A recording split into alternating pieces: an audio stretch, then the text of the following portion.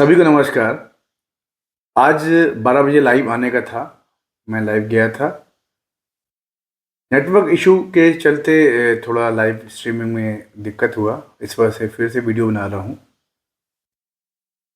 उन बातों पे चर्चा करूँगा जिन बातों पे मैं चर्चा करना चाह रहा था आपसे कि यूट्यूब लाइव में आऊँगा तो चर्चा करूँगा। हालांकि यूट्यूब लाइव में आके मुझे बताने की आवश्यकता नहीं थी, मगर कुछ लोग मुझसे सवाल कर रहे थे कि सर एग्ज़ाम पैटर्न कैसे आता है, कैसे एग्ज़ाम भर सकते हैं, फॉर्म कैसे आता है और फॉर्म को फिलअप कैसे करना है। इस संबंध में मैं यूट्यूब लाइव आया था, लेकिन किन्हीं कारणों से नेटवर्क इशू के चक्कर से लाइव स्ट्रीमिंग मेरी अपलोड नहीं हो पाई। मैं आमतौर पे आपसे बात कर रहा था कि रेलवे में लेवल 2 की जॉब जो कल्चरल कोटे की आती है, उस संबंध में आप जब फॉर्म भरते हैं तो उसमें किन किन बातों का ध्यान रखना चाहिए। पहले बात तो जिस विधा के लिए आप फॉर्म भर रहे हैं उस विधा से संबंधित आपके पास डिग्री डिप्लोमा होना चाहिए। आप 10th 12th पास होने चाहिए विथ 50% मार्क्स, और आपका जो भी कैटेगरी है वो आपको उसमें मेंशन किया जाना चाहिए। आमतौर पे जब हम कल्चरल कोटे में अपॉइंटमेंट करने गए थे तो मुझे बताने वाला कोई नहीं था कि फॉर्म कैसे भरना है, लेकिन आपको बताने वाला तो मैं हूँ कि फॉर्म को कैसे भरना है। आपसे ये बोलता हूँ कि जब भी नोटिफिकेशन मेरा आए या मैं वीडियो के थ्रू आपको बताता हूँ कि वैकेंसी आ गई है, तो उस वीडियो को आप देखा करिए और नोटिफिकेशन जो है वो कम से कम 3 से 4 बार रीड किया करिए। जब तक नोटिफिकेशन आप रीड नहीं करेंगे तब तक आपको पता नहीं चलेगा कि हमें क्या क्या मांगा है। पहले के समय में हम लोग जब फॉर्म भरते थे तो हम लोग के समय में रेलवेज के कल्चरल कोटा, स्काउट कोटा और स्पोर्ट्स कोटा का फॉर्म ऑफलाइन होता था। तो हम लोग फॉर्म निकालते थे और अगर फॉर्म नहीं मिलता था तो कंप्यूटर से टाइप कराते थे। टाइप कराने के बाद उसको फॉर्म उसी दिन भर के आईपीओ लगा के भेज देते थे, और जिससे कि टाइम के चलते हमारा फॉर्म रिजेक्ट ना हो जाए। इस वजह से मैं कोशिश ये करता था कि तुरंत उसको भर दूं और तुरंत भरने के साथ साथ उसको पोस्ट कर दूं, क्योंकि ऑर्डिनरी पोस्ट से इन लोग एक्सेप्ट करते हैं। आप स्पीड पोस्ट और रजिस्टर्ड पोस्ट करेंगे तो एक्सेप्ट नहीं करेंगे। तो ये चीज़ होती है जब आप लोग फॉर्म भरते हैं कि जब फॉर्म रिजेक्ट हो जाता है तब लगता है कि हमने क्या गलती कर दी। अभी मेरे सामने मैं देख रहा हूँ कि जो जिन लोग का फॉर्म रिजेक्ट हुआ है, eastern railway, north central railway और साउथ सेंट्रल रेलवे ने अपनी अपनी एलिजिबल लिस्ट जारी की हुई है। मैं देख पा रहा हूँ। साउथ सेंट्रल रेलवे की बात करते हैं पहले। साउथ सेंट्रल रेलवे ने 21/11/2025 को अपनी जो स्क्रूटनी की, उसके बाद जो उन्होंने एलिजिबल लिस्ट जारी करी है, वॉलिन के लिए 13 लोगों ने फॉर्म भरा था, जिसमें से 8 लोग सिलेक्ट हुए हैं। कीबोर्ड प्लेयर या की डिजिटल पियानो उन्होंने लिखा हुआ है, उसमें 13 लोगों ने फॉर्म भरा था, जिसमें से 3 लोग सिलेक्ट हुए हैं। अब जो लोग रिजेक्ट हुए हैं उनका मे बी कुछ इनका लिखा हुआ इन्होंने कि not position eligible professional degree slash diploma certificate in violin. ये मिस्टर कुछ करके पीयूष हैं, वर्मा और काफ़ी लोग हैं इसमें। तो मतलब कि आप जब फॉर्म भर रहे हैं तो मेक श्योर करें कि आपके पास डिग्री डिप्लोमा संबंधित फील्ड से होना चाहिए। अब जो लोग इसमें 13 लोग भरे थे फॉर्म, 8 लोग सिलेक्ट हुए हैं और 11 लोग टोटल सिलेक्ट हुए हैं वॉलिन और कीबोर्ड लेकर। इसके भी एग्ज़ाम बहुत जल्दी हो जाएंगे। ये मैं आपसे इसलिए कहता हूँ कि आप लोग पढ़ाई करिए। अब एलिजिबल लिस्ट आने के बाद मैक्सिमम से मैक्सिमम आपके पास 1 महीना और 45 दिन का ही समय बचा है। मतलब आप मान के चलिए 45 दिन का समय बचा होगा या मैक्सिमम 2 महीना। ये एग्ज़ाम करा के आपको पोस्टिंग कर देंगे। तो इसमें अभी आया है जिन्होंने यहाँ का भरा था साउथ सेंट्रल रेलवे का, और जिन्होंने भरा था ईस्टर्न रेलवे कोलकाता की पोस्ट थी ये, उसमें इन्होंने जो अपनी प्रोविजनली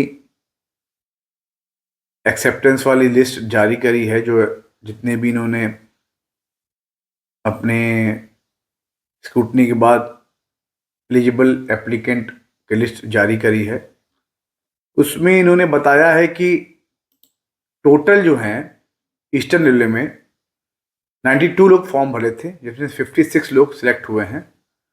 फीमेल डांस और फीमेल सिंगर की वैकेंसी थी ये। तो इसका भी एग्ज़ाम बहुत ही जल्दी होने वाला है। और अंत में आपको बताएं तो उत्तर मध्य रेलवे जो प्रयागराज का जोन है, उसमें लोग बहुत व्याकुल होते हैं कि मैं फॉर्म भरूं, क्योंकि प्रयाग संगीत समिति का हेडक्वार्टर भी यहीं पर है और म्यूज़िक का पूरा हब है यहाँ पर, बनारस भी हब है। तो एनसीआर की जिसने वैकेंसी भरी थी उसकी भी एलिजिबल लिस्ट आ गई है। एनसीआर की 2 पोस्ट आई थी, 2 पोस्ट में कीबोर्ड प्लेयर और गिटार। तो कीबोर्ड की जो पात्रता सूची है, एलिजिबल लिस्ट, वो आ गई है और गिटार की भी आ गई है। अब इन्होंने फॉर्म का लिस्ट बताया था कि 30 लोगों ने फॉर्म भरा कीबोर्ड पर, 30 लोगों में से सिर्फ 15 लोग एलिजिबल हुए हैं। वही चीज़ है, मान्यता प्राप्त डिग्री धलक नहीं है, यानी कीबोर्ड में आपके पास डिग्री नहीं है। आमतौर पे कीबोर्ड पे डिग्री संगीत समिति पहले नहीं देता था, अब देना चालू कर दिया है। और जैसे लिखा हुआ है, विद्यालय संबंधित प्रमाण पत्र सरकारी मान्यता प्राप्त नहीं है। प्रमाण पत्र तो है मगर सरकारी मान्यता प्राप्त नहीं है। इन सब चीज़ों के लिए आप मेरे से कांटेक्ट कर सकते हैं, आप कभी भी मेरे से बात कर सकते हैं। ध्यान रहे 10 से 6 के बाद, 10 से 6 मेरा ऑफिस होता है, उसके बाद मैं रिप्लाई जरूर करता हूँ, सबको करता हूँ। अब इन सब चीज़ों के लिए पहले आप अगर मुझसे पूछ लेते तो मैं आपको बता देता कि ये एलिजिबल होगा कि नहीं, ये आपका मान्य होगा कि नहीं। अब ऐसे में आपका पैसा भी गया और आप एलिजिबल भी नहीं हुए। तो अब आप इसको देखोगे तो आपको लगेगा कि क्यों फॉर्म रिजेक्ट हुआ, हालांकि जो रिजेक्ट हुआ है वो रीजन तो सही साफ दिया हुआ है कि आपके पास डिग्री डिप्लोमा संबंधित फील्ड में है ही नहीं। तो ये आप चेक कर लीजिएगा और मेक श्योर कभी भी आप फॉर्म भरें रेलवेज का या अदर डिपार्टमेंट का, तो एक बार सलाह ले लें मेरे से, सलाह लेने में कुछ जाता नहीं है। अच्छा, ये तो कीबोर्ड की पात्रता लिस्ट है। अब गिटार की पात्रता लिस्ट भी आ गई है, एलिजिबल लिस्ट। 16 लोगों ने फॉर्म भरा था, जिसमें 16वां जो नंबर है उसमें लिख रहा है ओवर एज हो गए, फिर भी फॉर्म भर दिया उन्होंने। सोच रहे होंगे कि ओवर एज हो जाएंगे तो शायद कोई ले ले, नहीं। रेलवेज में सेंट्रल गवर्नमेंट जॉब में जो एज लिखी है उसी पे ही आपको लेंगे। 18 to 30, it means 18 to 30 general category. अगर आप इसके अंदर हैं तभी आपको लेंगे, अदरवाइज आपको ये नहीं लेंगे। तो 16 लोगों ने फॉर्म भरे।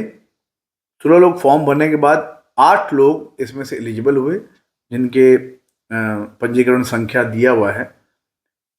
25 है 1064, 25 1088, 2500 193, 2500 261, 2500 332, 2500 305, 2500 330, 2500 333, 2500 25,096।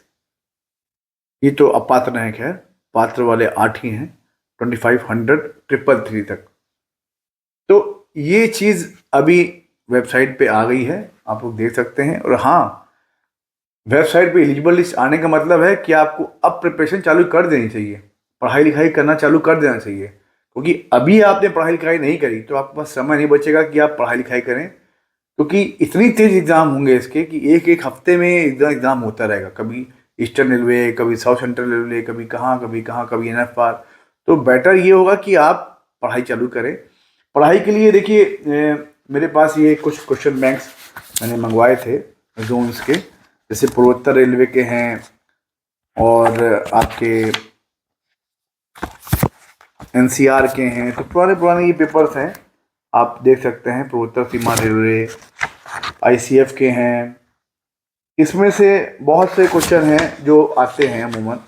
एक दो उदाहरण आपको बता दे रहे हैं, जैसे ध्वनिकी की किस अनुशासन से संबंधित है, ये सब क्वेश्चन ऐसे आते हैं, तो इसको आप देख लेते हैं। कोडिंग डिकोडिंग इसमें दिया हुआ है। इस संबंधित अगर आपको कुछ मेरे से जानकारी चाहिए हो या क्वेश्चन पेपर आपको चाहिए हो तो आप बता सकते हैं कि अब क्वेश्चन है, which country is known as the land of rising sun. तो इस टाइप के क्वेश्चन आते हैं, कुछ मैथ से आते हैं, कुछ जीके से आते हैं। ये बहुत से पेपर मैंने मंगा रखे हैं, ये हैं। तो ये आप मेरे से ले सकते हैं, कांटेक्ट कर सकते हैं। और यूट्यूब पे आप लोग मेरा बहुत सपोर्ट कर रहे हैं, इसके लिए मैं आपको धन्यवाद ज्ञापन करता हूं कि ऐसे ही यूट्यूब पे सपोर्ट करते रहें, लाइक शेयर सब्सक्राइब करते रहें, ताकि मेरा भी उत्साह बढ़ता रहे। एक वीडियो बनाने के लिए बहुत कुछ पढ़ाई करनी पड़ती है, तब जाके मैं आपको वीडियो की माध्यम से विधिवत जानकारी दे पाता हूँ। क्योंकि मैं स्टडी करता हूँ आप लोग के लिए, मैं वीडियो बनाता हूँ आप लोग के लिए, ताकि आपको वैकेंसी पता चले। अभी 30 तारीख को बहुत अच्छी वैकेंसी आने वाली है रग्बी की, जो ग्रेजुएशन लेवल की होगी। जिन्होंने ग्रेजुएट किया होगा, MBA LLB किया होगा, PGDP MIR किया होगा, उनके लिए अच्छी वैकेंसी है ये। 30 तारीख को मैं एक वीडियो पोस्ट करूंगा उस संबंधित, जो वैकेंसी 8/25 आने वाली है। तो मेरी यूट्यूब चैनल को आप ऐसे प्यार देते रहिए। मिलते हैं नेक्स्ट वीडियो में। सभी को नमस्कार।